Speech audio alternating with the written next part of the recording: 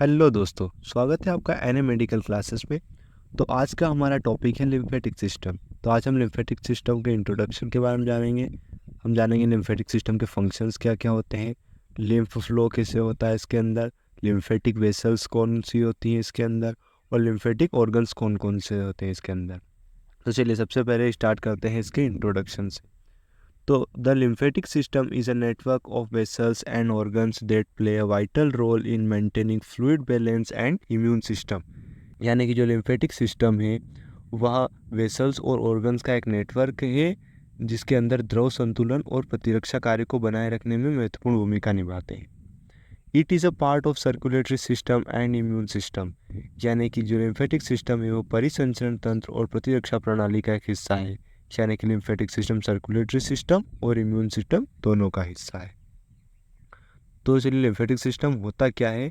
Mainly जो आपकी body के अंदर ब्लड फ्लो होता है, तो जो जहाँ पर वेन्स और आर्टरीज का जंक्शन होता है, जहाँ पर कैपिलरीज से टिश्यू के अंदर गैसेस का एक्सचेंज होता है, वहाँ पर बहुत सारा ब्लड में से प्लाज्मा का रिसाव होता रहता है। जो उन कैपिलरीज से बाहर निकली हुई जो प्लाज्मा होता है उसे ही हम लिम्फ कहते हैं। तो उनको कलेक्ट करने के लिए वहाँ पर एक स्पेशल टाइप की वेसल्स होती हैं, ये ग्रीन कलर की, इनको हम लिम्फ वेसल्स या लिम्फ कैपिलरीज बोलते हैं। तो जो वो रिसा हुआ लिम्फ होता है वो वहाँ पर सेल या टिश्यू में ज़्यादा इकट्ठा ना हो, वो इसके लिए इन लिम्फ कैपिलरीज के अंदर आ जाता है और फिर यहाँ से लिम्फ वेसल्स के अंदर फ्लो होता हुआ लिम्फ नोड के अंदर आता है, जहाँ पर उसके अंदर से पैथोजेंस को हटाया जाता है और फिर वो वापस वेन्स के अंदर ड्रेन किया जाता है और फिर वहाँ वेन्स से वो सीधा हार्ट के अंदर चला जाता है। तो ये था लिम्फ का सिंपल फ्लो। चलिए इसे आगे डिटेल में पढ़ते हैं। उससे पहले हम जान लेते हैं लिम्फेटिक सिस्टम क्या क्या फंक्शंस करता है हमारी बॉडी के अंदर।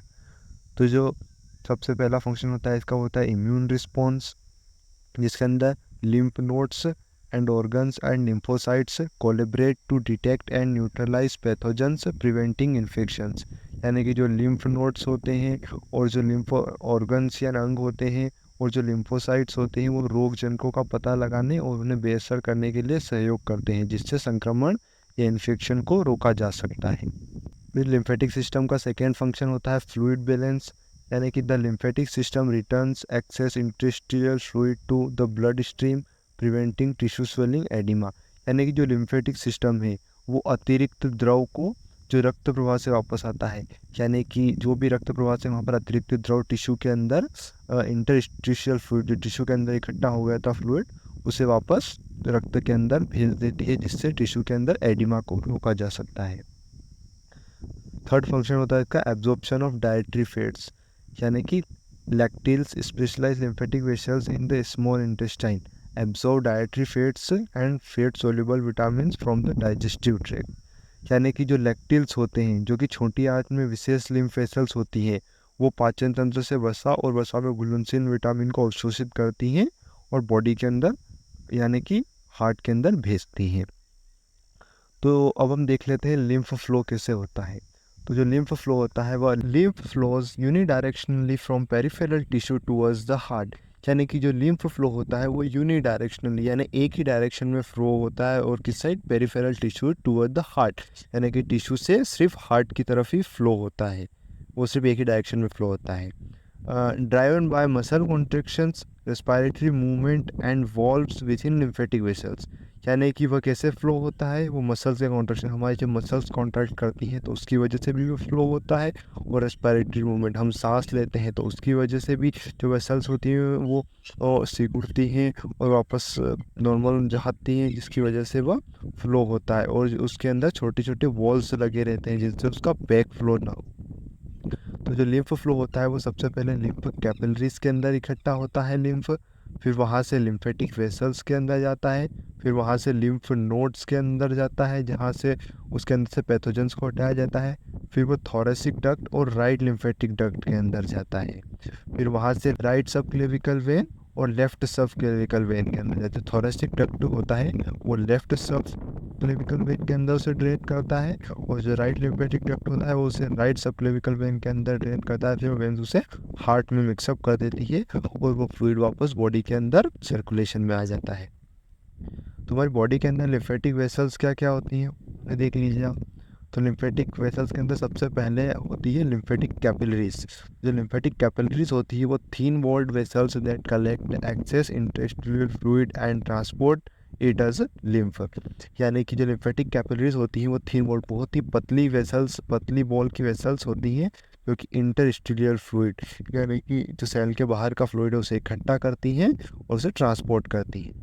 They are permeable, allowing large molecule, cellular debris and pathogens to enter। यानी कि ये permeable होती है और ये जो लार्ज मोलिक्यूल होती है उन्हें एंटर करने के लिए अलाउ करती हैं, और जो सेल डेथ हो चुकी है, सेल डेब्रिस होती है, उन्हें और पैथोजेंस को भी एंटर करवाती है अपने अंदर। फिर होती है लिम्फेटिक वेसल्स। तो जो लिम्फेटिक वेसल्स होती है वो larger vessels that merge to the from lymphatic trunks which ultimately drain into the thoracic duct और right lymphatic duct.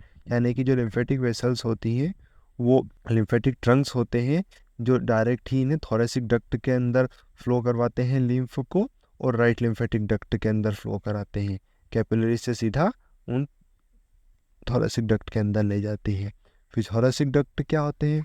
Thoracic duct होते हैं the main lymphatic vessel that drains lymph from the lower body, left upper body and left side of the head and the neck into the left subclavian when.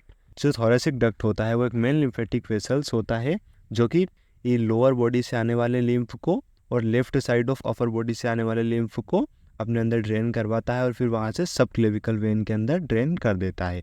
और जो right lymphatic duct भी होता है वह drains lymph from the right upper body into the right subclavian vein. वो right side की body के fluid को राइट साइड की सबक्लेविकल वेन के अंदर भेज देता है। जो थोरेसिक डक्ट होता है वो लेफ्ट साइड के फ्लूइड को कलेक्ट करता है, और जो राइट लिम्फेटिक डक्ट होता है वो राइट साइड के बॉडी फ्लूइड को कलेक्ट करता है।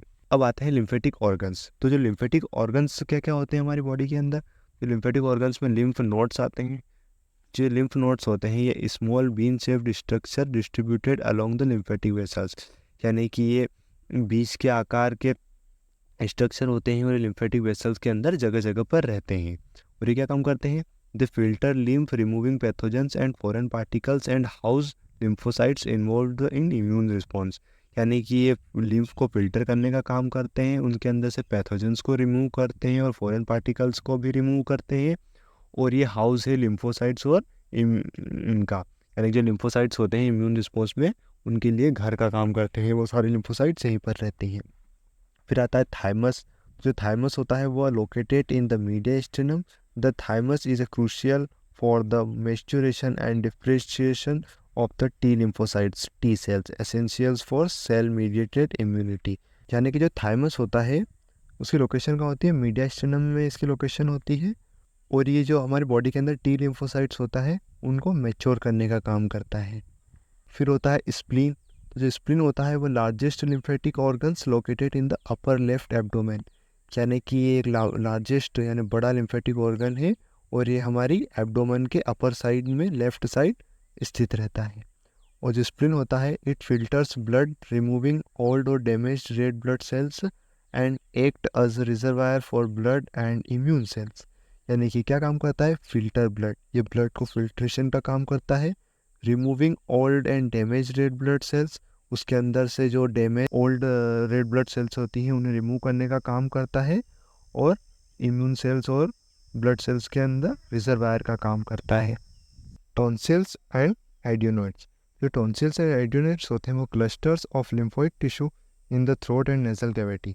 यानी कि लिम्फोइड टिश्यू के बंडल होते हैं जो कि थ्रोट और नेजल कैविटी के अंदर स्थित रहते हैं। फिर that help protect against pathogens entering the respiratory and digestive tract. यानी कि ये हमें प्रोटेक्ट करते हैं किनसे? जो भी पैथोजेंस होते हैं जो हमारे रेस्पिरेटरी ट्रैक्ट और डाइजेस्टिव ट्रैक्ट से एंटर करते हैं उन्हें ख़त्म करने में हमारी हेल्प करते हैं। फिर आता है बोन मैरो। तो जो बोन मैरो होता है वो site of haematopoiesis where lymphocytes and other blood cells are produced. यानी कि जो बोन मैरो होता है उसके अंदर रक्त का निर्माण होता है और यहाँ पर लिम्फोसाइट्स और अदर ब्लड सेल्स बनती हैं। जो लिम्फोसाइट्स होती हैं वो यहाँ पर बनती हैं और वो थाइमस के अंदर मैच्योर होने जाती हैं। तो दोस्तों अगर आपको वीडियो पसंद आया हो तो लाइक करें, शेयर करें और चैनल को सब्सक्राइब करें।